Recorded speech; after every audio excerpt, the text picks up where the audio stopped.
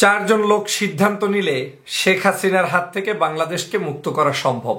মাত্র চারজন লোক যদি একত্রিত হয়, সিদ্ধান্ত নেয় যে আজ আমরা শেখ হাসিনার হাত থেকে বাংলাদেশকে মুক্ত করব, আজ ঘোষণা দেয়ার 1 মাস সময় নিলে 1 মাসের মধ্যেই শেখ হাসিনার হাত থেকে বাংলাদেশকে মুক্ত করা সম্ভব।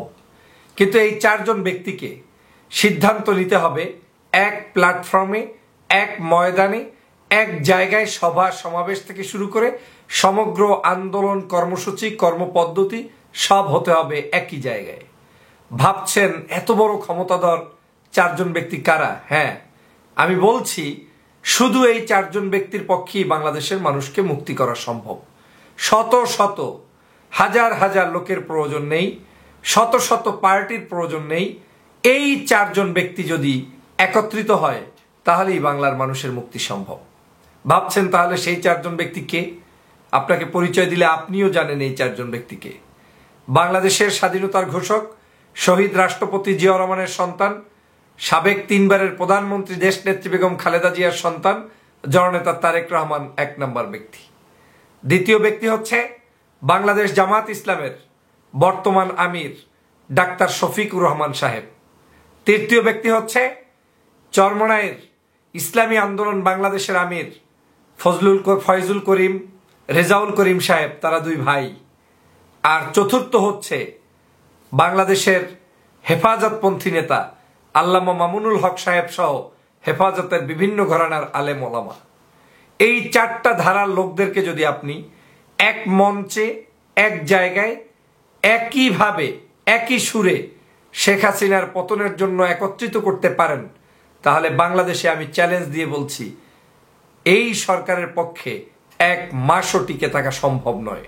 শুধু গঠনমূলকভাবে 4জন ব্যক্তি একই স্টেজে উঠে, অথবা 4জন ব্যক্তির প্রতিনিধি, 4জন ব্যক্তির দল এক মাঠে, এক জায়গায় প্রকাশ্যে ঘোষণা করবে আমরা ফেসিবাদের কবল থেকে মুক্তি চাই, আমরা শেখ হাসিনার হাত থেকে মুক্তি চাই।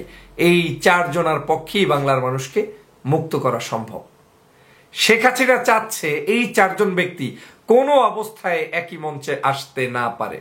শেখ হাসিনা চাচ্ছে এই 4 জনের দলকে যে কোনো মূল্যে ভিন্ন ভিন্ন আঙ্গিকে তাদেরকে রাজপথে নামাতে, তাদেরকে আন্দোলন করাতে, তাদের মাধ্যমে শেখ হাসিনার বিরুদ্ধে বক্তব্য দেয়াতে। কিন্তু 4 জনকে একই জায়গায় এনে শেখ হাসিনা বক্তব্য দেয়াতে চায় না। আর তাই বাংলাদেশে দীর্ঘ প্রায় 16 বছর পর্যন্ত এই 4 জনকে এই একই ইস্যুতে এক জায়গায় এখন পর্যন্ত নিয়ে আসা সম্ভব হয়নি। যদিও দূরত্ব কমেছে, যদিও সম্পর্ক আছে, কিন্তু যে পরিমাণ শেখ হাসিনার জুলুম, নির্যাতন, অত্যাচার চলছে তাতে এই সম্পর্ক দিয়ে হবে না, তাতে এই সামান্যতম ভুল বোঝাবুঝি দিয়ে হবে না যে একটু মহব্বত বৃদ্ধি হচ্ছে, তাতে ফ্যাসিবাদের কোনো পতন হবে না। ফ্যাসিবাদের পতন করতে হলে আমি তো ধ্যাত্তকণ্ঠে বলতে পারি যে বাংলাদেশের কোনো কারো কাছে আপনাদের হাত পাতার প্রয়োজন নেই, বলার প্রয়োজন নেই। জনগণ এই 4টা দলের মধ্যেই সর্বাধিক সংখ্যক জনগণ তারা তাদের রাজনৈতিক চর্চা করছে। বাংলাদেশের সকল মানুষকে নিয়েই আমাকে কাজ করতে হবে, আপনাকে কাজ করতে হবে।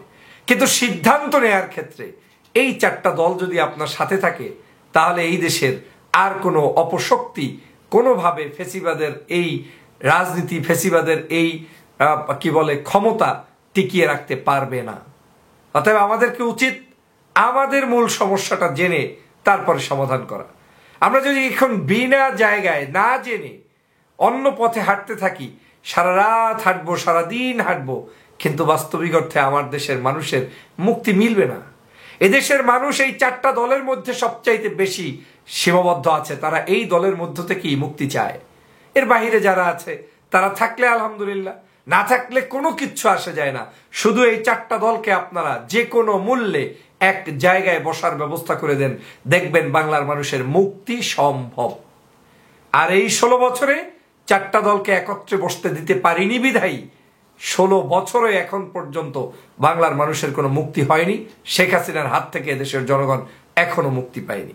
অতএব আমার চূড়ান্ত অনুরোধ হচ্ছে এই 4টি দলের মানুষকে একত্রিত করে বাংলাদেশের মানুষের মুক্তির নিশানা দ্রুত সম্ভব বাস্তবায়ন করা।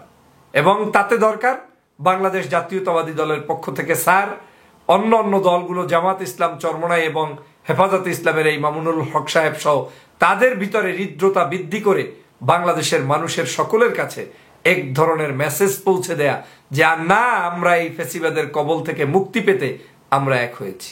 যদি সেটা করা সম্ভব হয় তাহলে যত দ্রুত সম্ভব হবে তত দ্রুত এই ফ্যাসিবাদের পতন নিশ্চিত হবে। সবাইকে ধন্যবাদ।